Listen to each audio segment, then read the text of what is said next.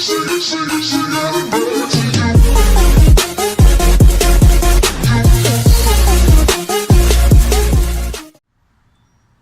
el día de hoy abarcaremos los temas de distribución o configuración electrónica, estructura de Lewis, geometría molecular y electrónica, ángulos de enlace y polaridad.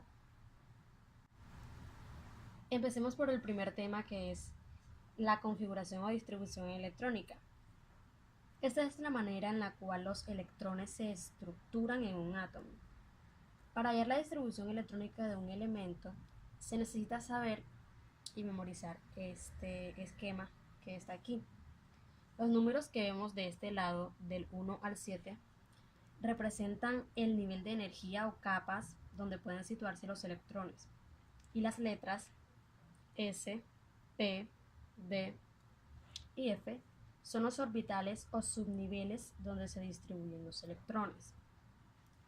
En los orbitales S caben 2 electrones, en los P 6, en los D 10 y en los F 14. Veamos un ejemplo con el elemento neón, que tiene un número atómico de 10. Seguiremos la secuencia de las flechas que vemos aquí para hallar la distribución electrónica y contaremos los electrones que caben en cada órbita hasta llegar al número atómico del elemento, que en este caso es 10. Empezamos colocando este de aquí de primero. Debemos tener en cuenta este numerito de arriba hasta llegar al 10. Seguimos con 2s2, van 4 electrones y 2p6, y completaríamos los 10 electrones que tiene el neón. En el caso, por ejemplo, del aluminio, siendo su número atómico el 13, haríamos exactamente lo mismo. Contar los electrones de cada órbita siguiendo las flechas hasta llegar al 13. 2 electrones, 4,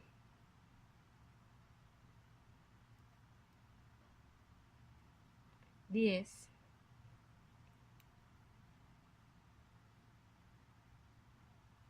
12. Y ahora, si colocamos 3p6, nos pasaríamos del número 13. Entonces, colocaríamos aquí solamente el número que falta, el número de electrones que falta para completar el número atómico del aluminio, que sería 1. Seguimos con la estructura de Lewis.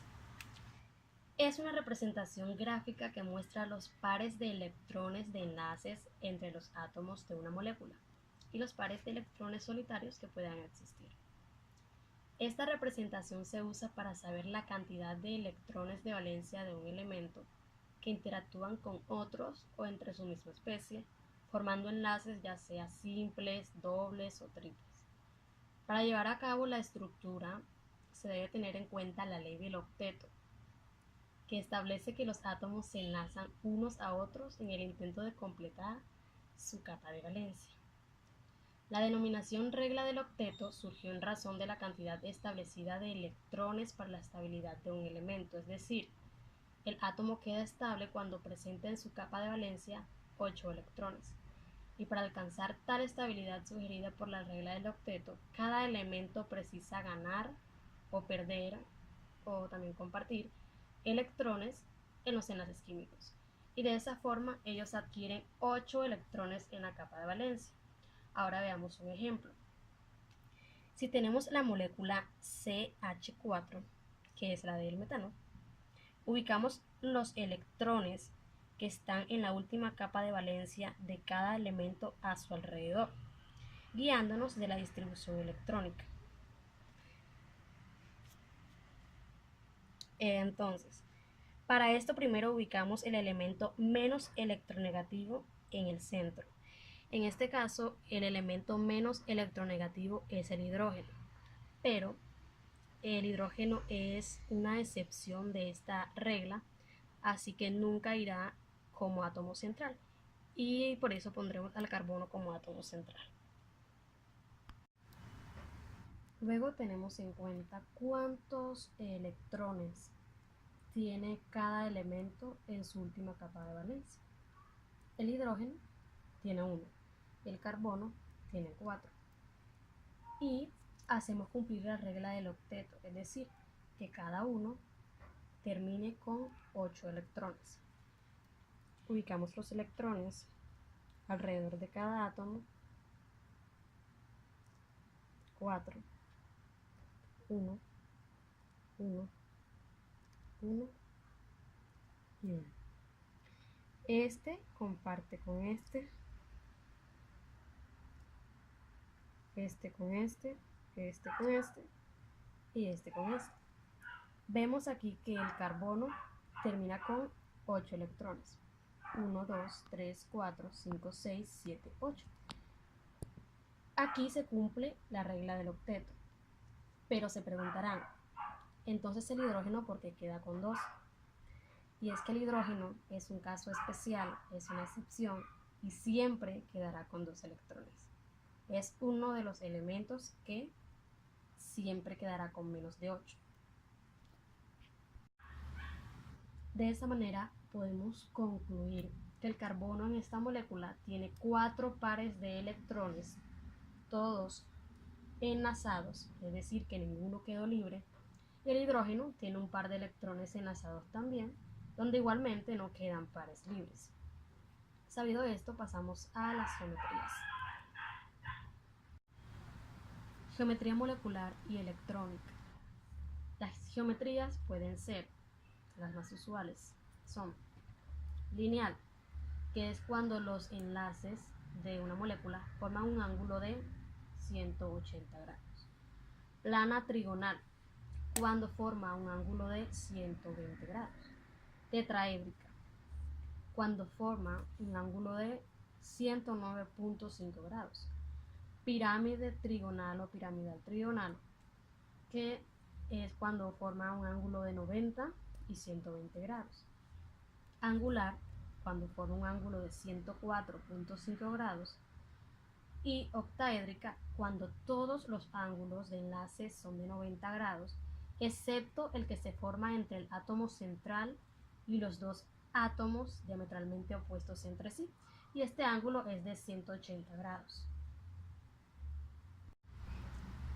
Para hallar la geometría molecular y electrónica de la molécula anterior, que es del metano, primero debemos hacer su estructura de Lewis, que ya la sabemos, entonces la escribimos.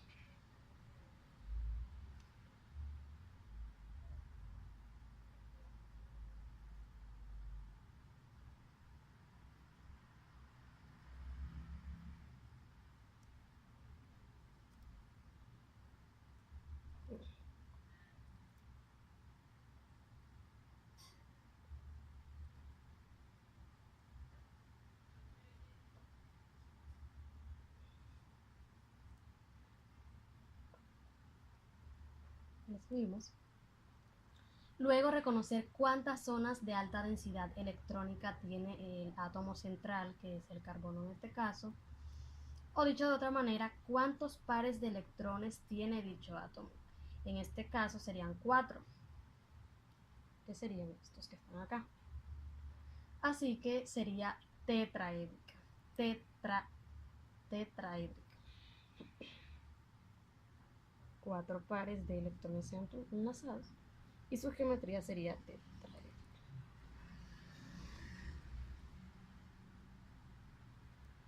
Ya que forma un ángulo de 109.5 grados. La geometría molecular y la electrónica son iguales o siempre coinciden cuando una molécula no tiene pares de electrones libres, es decir, que todos se encuentran enlazados, como en este caso.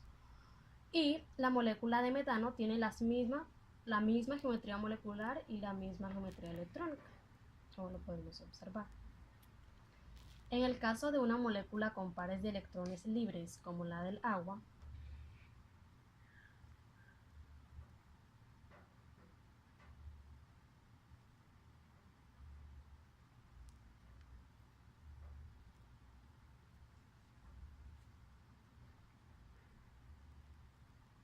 Esta sería su estructura de Lewis.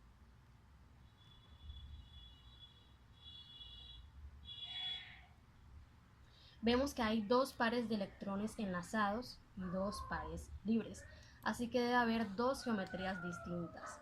La geometría electrónica correspondería a las 4 zonas de alta densidad electrónica.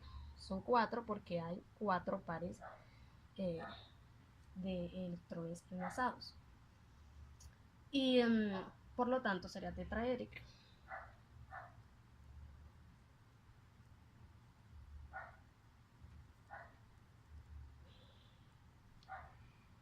Mientras que para saber la geometría molecular debemos recordar que los pares de electrones libres generan mayor repulsión que los pares enlazados, por lo cual el ángulo de enlace sería menor que 109.5 grados. Así que quedaría de esta manera, la molécula quedaría así.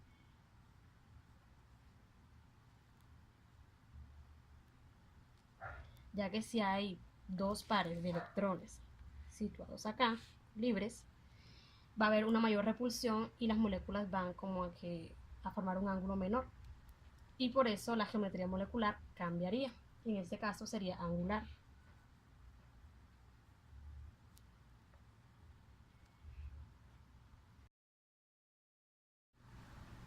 Por último tenemos dos ejemplos sobre la polaridad.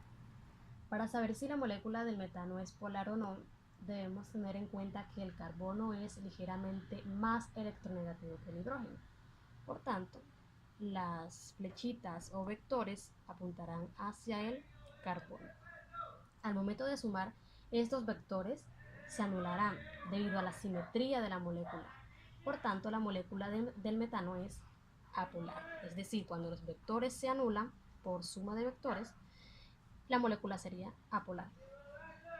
En el caso del agua, debemos tener en cuenta que los vectores apuntan al átomo central también, que es más electronegativo.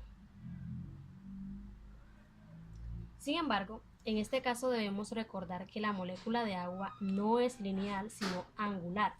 Por tanto, tales vectores, al ser sumados, no se eliminarán, sino que darán un vector resultante, tal como se muestra a continuación. Por tanto, la molécula de agua es polar.